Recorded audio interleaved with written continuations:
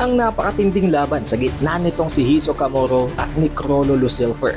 Ang napakalupit at napakadaya na preparations at ang napakaraming nen abilities na ginamit nitong si Chrollo na in fact 6 nen abilities ang ginamit niya kontra kay Hisoka. Dito ay tatalakayin natin ang chapter 351 hanggang 353 na ang unang parte ng laban ng dalawang ito. At dahil nga sa alam ko namang ayaw nyo ng paligoy-ligoy na kwento, magfo-focus lamang tayo sa mangyayaring duelo sa gitna ng dalawa. Ang kwento ng chapter 351 sa isang announcement na magkakaroon ng laban o duelo sa gitna ng dalawang floor masters sa loob ng Heaven's Arena na si Chrollo Lucifer nga at itong si Hisoka Moro. Ito ang pagkakataon na pinaka-iniintay nitong si Hisoka dahil nakita naman natin sa anime na dahil nga sa kagagawa ni Kurapika, hindi magamit itong si Chrollo ang kanyang nen at hindi natuloy ang laban sa gitna nilang dalawa.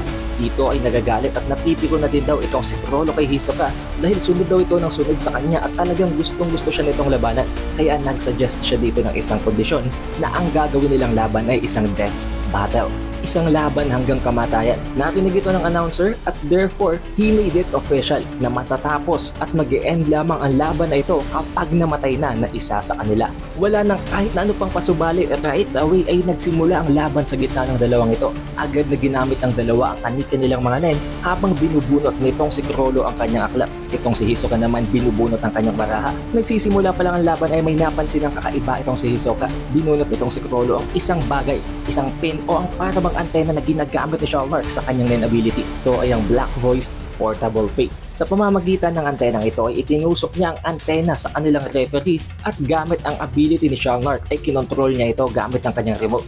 Imbes na kabahan nitong si Hisoka, mas lalo pa siyang na-excite habang iniisip na habang nagtatagal daw pala na pilit niyang hinahanap-hanap at hinahabol-habol itong si Chrollo para sa isang laban ay nag-iipon pala itong si Chrollo ng mas marami pang arsenals, mas maraming weapon, mas maraming mga nen abilities na mananakaw niya para magsilbing mas mataas na advantage sa duelo nila. Sa pamamagitan ng ability na ito ni Shalmark ay kinontrol nitong si Chrollo ang referee at pinasugod papunta kay Hisoka. Iniwasan naman yun ni Hisoka gamit ng isang sipa. Subalit napansin itong si Hisoka na may hawak ang isa pang antena itong si Chrollo. Kaya naman naging wary at naging napaka-observant niya dahil kung maitutusok sa kanya ni Chrollo ang isa pang antenang yun ay tapos na agad ng laban at makokontrol siya nitong si Chrollo. Balit isa pala yung feint, isang hesitation move at isang decoy. Hindi ginamit nitong si Chrollo ang antena na yun, bagkus sinipa niya itong si Hisoka na dahilan kung bakit hindi ito agad nakatayo at natili lamang na hindi natutumba dahil sa kanyang bungee jump. Ipinagpatuloy pa nitong si Chrollo ang pagsipa at ang pag-apak kay Hisoka ng walang humpay habang si Hisoka naman nananatili sa defensive. Habang nangyayari ito ay iniisip naman nitong si Hisoka na maaaring hindi naman kayang kontrolin ni Chrollo ang dalawang targets at once dahil isang remote lang naman ang gamit niya. Dahil kung dalawa kung kontrolin niya, dapat meron itong parehong orders dahil iisa lang naman ang remote. Para naman hindi siya makulitan sa ginagawang pag-atake at pagsugod sa kanya ng referee, binabalak din niyang hugutin ang antena na nasa referee. Subalit naisip niya na kung gagawin niya yun, pwedeng saka naman itutusok nitong si Chrollo ang antena sa kanya, therefore isa lang ang target and surely magagamit ni Chrollo ang remote dahil iisa na lang ang target nun.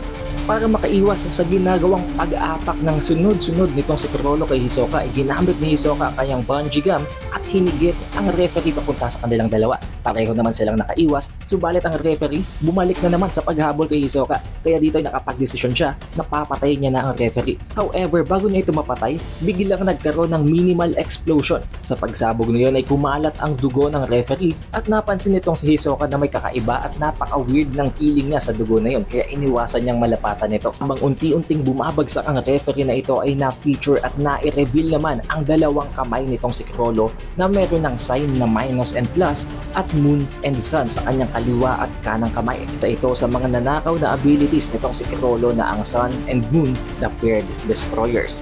Sa pamamagitan ng nen abilities na ito ay magagawa nitong si Chrollo na makapaglagay ng mga markings ng sun markings at ng moon markings sa kahit anong bagay, tao o kahit na anong elemento na mahahawakan niya. Kapag nagdikit ang sun and moon markings na yun ay makakapag-create ito ng explosion. However, napakarami din ang kondisyon nito. Ang unang kondisyon, kaya nitong makapag-create ng mas malakas na explosion kapag mas matagal ding nahawakan at nakapaglagay ng marka nitong si Chrollo sa kanyang mga targets. Subalit kapag saglit lang and instantly, mahinang explosion lang ang makikreate nito. Tulad ng ng explosion na nakita natin kanina sa referee. Pero ang pinaka nakakatakot pagdating sa Nen ability na ito ay kapag nahawakan nitong si Chrollo ng 3 to 5 seconds, which is the maximum duration na pwede niyang gawin para makapag-create ng mas malakas na explosion. Ang explosion na yun na at maximum capacity ay kayang patayin ang kahit na sino at kahit na ano na nasa loob ngayon ng stadium ng Heavens Arena. As a reaction, sinabi naman ni Hisoka na parang napaka-soft at napakabait naman daw nitong si Chrollo dahil nare-reveal niya pa kung ano ang kanyang mga nasa arsenals. However, sinabi ni Chrollo na hindi naman daw siya actually nagseseryoso pa, pero magmula sa puntong ito ay gagamitin niya na lahat ng mga pwede niyang gamitin para talunin si Hisoka. Sinabi din niya na hindi talaga actually ang manalo lang ang goal niya dito. Gusto niyang manalo with style, na para bang gusto niyang paglaruan pa itong si Hisoka. Nang dahil dito, ginamit at inilabas na nitong si Chrollo ang isa pang Nen ability niya na ang double face bookmark team. Sa pamamagitan ng object na ito na isang bookmark ay pwede niyang gamitin ang Nen ability na nanakaw niya kahit pa hindi nakabukas ang kanyang libro. Kailangan niya lamang iipit ito sa page na kung saan ay naroon ang ninakaw niyang ability at kahit hindi niya ito hawak, kahit nakasarado ang libro, pwede pa rin niyang gamitin ang Nen ability na yun. Isang napakadayang ability na para bang extension ng kanyang ability na skill hunter. Therefore, hindi na siya magkakaroon ng isang napakalaking disadvantage nang dahil lamang sa kondisyon ng paggamit ng mga nanakaw niyang abilities.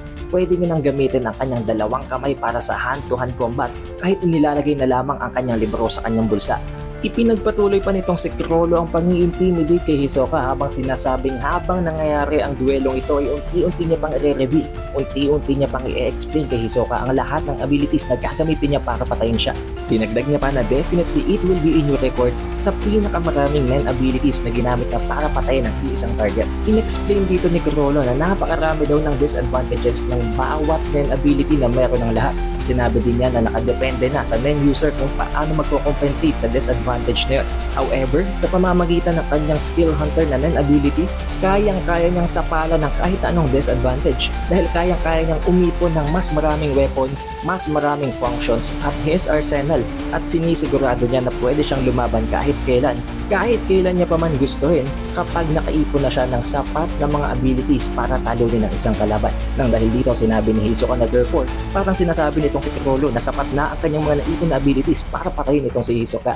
Pero sinabi ni Hisoka na gusto din niya na ganito, nakampante ang kanyang kalaban dahil gustong-gusto niyang tinititigan ang kanyang mga binubugbog at pinapatay na mga non-users matapos nitong isipin at paniwalaan na nasa kanila ang upper hand. However, dito ay may binunot na isa pang panibagong object itong si Chrollo mula sa kanyang aklat at ito yung isang stamp. Ang stamp na ito ay tinatawag niyang Order Stamp Proof of Humanity. Isa na naman ito sa mga nanakaw niyang Nen ability na ang abilidad ay mag-control ng mga puppets sa pamamagitan ng paglalagay ng marka ng stamp na ito. Subalit napansin nitong si Hisoka na wala namang kahit na anong puppet na pwedeng makontrol nitong si Chrollo. Nagulat na lamang siya nang gumawa ng isa pang clone o isang copy itong si Chrollo ng namatay na referee na pinasabog na kanina. Ito ay nagawa niya posible sa pamamagitan ng kinopya niyang Nen ability ni Kortopi na ang Gallery Fake. Now knowing na mayroong mga kondisyon ng abilities ni Kortopi, hindi man ito nabanggit sa chapter na ito, i-explain ko pa rin ito sa inyo para maging malinaw. Ang abilidad ni Kortopi na ang Gallery Fake ay kayang gumawa ng complete or isang perfect copy ng mga inanimate objects.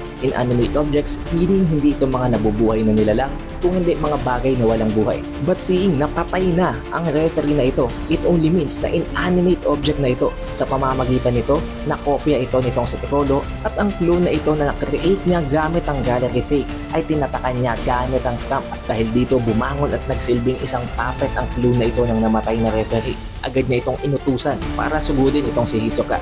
Pero in-explain pa rin itong si Chrollo na hindi ganoon kasimple ang pag-control ng mga puppet. Dahil unang-una sa lahat, mahirap itong bigyan ng specific na mga commands. Tulad na lamang ng mga command na meron pang mga kondisyon, mga command na napakahirap i-execute. Kaya naman bibigyan ito ng isang command na simple at madaling maintindihan. At ang command na yun na ibinigay nitong si Chrollo sa kanyang puppet ay ang salitang wasakin.